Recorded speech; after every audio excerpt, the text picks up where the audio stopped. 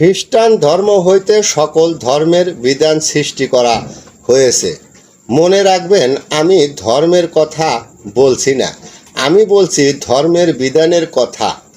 ধর্মের বিধানগুলি লিপিবদ্ধ করা হয়েছে মা মরিয়মের পুত্র মহেশ পরলোক গমনের পর হইতে। ইনজিল কেতাবের পরিবর্তে তৈরি করা হয়েছে বাইবেল। বাইবেল তেনারাই তৈরি করেছেন যারা ছিল ঈসা নবীর বিরোধী। এবং খ্রিস্টান ধর্ম দুভাগে বিভক্ত করা হয়, সর্বমোট 12 দল। একটি দলের নাম দেওয়া হয় মুসলিম। মুসলিমদের বিধানের নাম দেওয়া হয়েছে আহলে কেতাব।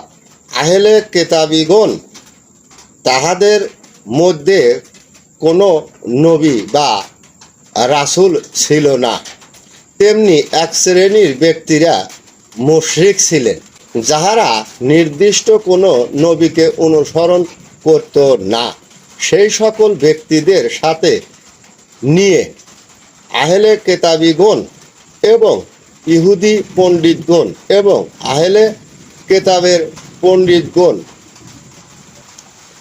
বাইবেলের পরিবর্তে তাহাদের ধর্মের বিধান তৈরি করেন। যারা না বোঝেন কমেন্ট করে জানাবেন। যেইগুলি কোনোটাই আল্লাহর হুকুম ছিল না, এমনকি ওই আহলে কেতাবের যেই বিধানগুলি লিপিবদ্ধ করা হয়েছিল সেইগুলি ঈসা নবীর বাণী ছিল না। ঈসা নবীকে যেই কেতাব দেওয়া হয়েছিল নাম ছিল ইনজিল। ঈসা নবীকে অর্পণ করা হয়েছিল আল্লাহ হতে সিনাই জ্ঞান। কিন্তু ইনজিল কেতাবের পরিবর্তে যে বাইবেল তৈরি করা হয়েছে, এই বাইবেলে রয়েছে অর্জিত বস্তুত্ব জ্ঞান। সেইগুলি ঈসা নবীর দোহাই দিয়ে সাজানো হয়েছে।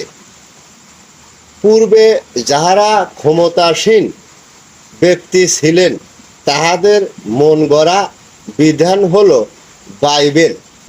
কারণ ঈসা নবীর পর আল্লাহ হতে পৃথিবীতে 3000 বছর কোনো কেতাব পাঠানো হয় নাই।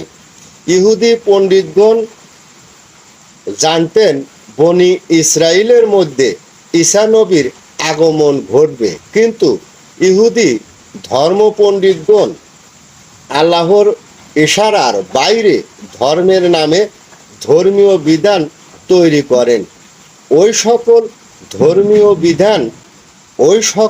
ধর্মীয় বিধানগুলিতে তাই ছিল যা দিয়ে সমাজের সর্বসাধারণ মানুষকে ধর্মের নামে ভুল পথে পরিচালনা করা হয়েছে। বন্ধুগণ, নাসারদের যেমন আল্লাহ পদার্থ, রাসূল বা কেতাব নাই, ইহুদিদের যেমন আল্লাহ পদার্থ নির্দিষ্ট কেতাব নাই, তেমনি বাংলাদেশে বর্তমান যারা হাদিস নামক বইগুলি পড়ে আলেম ওলামা, মুফতি, মোল্লা, মুন্সি হয়েছেন, তাহাদের নির্দিষ্ট কোনো নবী নাই। ধর্মের দোহাই দিয়ে লুটপাট করে খাবার বিধান হলো 4 ইমামের 4খানা কেতাব: বুখারী শরীফ, তিরমিজি, হাদিস কুদসি, মুসলিম শরীফ ইত্যাদি।